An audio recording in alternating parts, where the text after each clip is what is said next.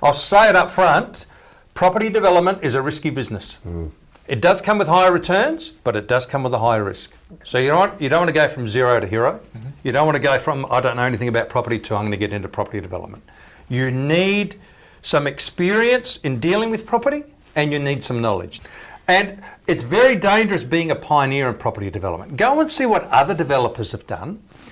Look on CoreLogic or somewhere else and find out how long were they on the market for, how much did they sell for, do your own feasibility, did they make a profit on that one? And look at the more successful developers and just copy them. All right, so you've got to set your goals, all right? So, and putting it simply, do you want to keep them or do you want to sell them? Because if you want to sell them, it doesn't matter where you build. You can build in really cheap suburbs, you can build in regional locations, you can build in blue chip suburbs. All you want to make sure is that you can sell it for more than what it cost you, and ideally 20%.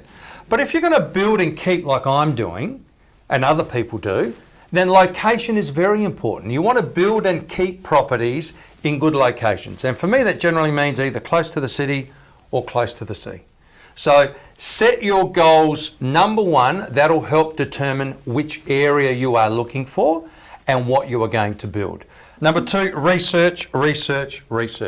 So I mentioned before, we're not going to do apartments in Adelaide because apartments don't sell well in Adelaide, all right? But there might be an eastern states developer who thinks, oh, the Adelaide apartment market looks really good. Not many apartments there. There's a reason why there's not many apartments there, but they may not know that, right?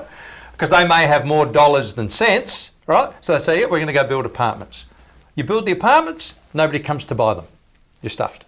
So you need to work out what sort of property is right for that particular location. Number three is? Find a development site. Not all properties are viable development sites. In the main, most are not. So finding a development site, either something that's already on the market, or you strike relations up with a number of local real estate agents, and they might give them to you. Generally, you have to reciprocate. So if they sell you the land off market, you need to sell through them. Otherwise, you're never going to get another property from them. Four is? Choose the best site. Town planner is critical. Your private town planner, they're the ones that'll work out whether this project is viable or not. If there's only one person you're going to pay, it needs to be What's that. your tip? Number five is? Get your plans drawn up. So, like, you can tell the building designer or the architect, you design me 3 bedroom, 2 bathroom, 2 living areas. They'll do that. But there are some key elements of the design that you must incorporate. And unless you tell the designer, they're not going to incorporate them, right? So bedrooms need to be at least 3 metres by 3 metres. 2 bathrooms, one must be an ensuite. If it's 2-storey, as I said before, we should have at least one of the bedrooms downstairs. This is one of the toilets. Yeah, one of the toilets and downstairs. bedrooms. And bedrooms, yeah. Yep. So this is one of the things that research does for you. It tells you, you know, what design your property should be based on what the highest selling townhouses have sold for and the quicker selling townhouses. You give that information to the building designer or the architect and they'll do it.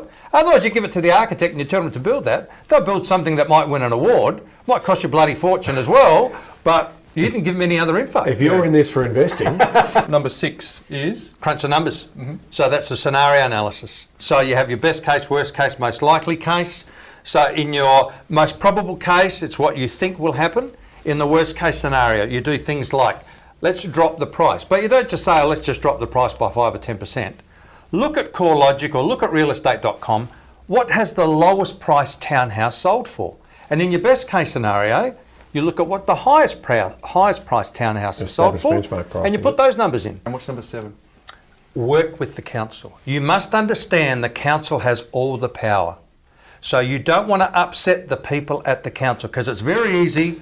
Reject, reject, reject. What do you mean, you blokes? You blokes don't have a clue, sir. Where did you get your qualifications out of the back of the Wheaties packet? Unfortunately, I know that red reject stand very well.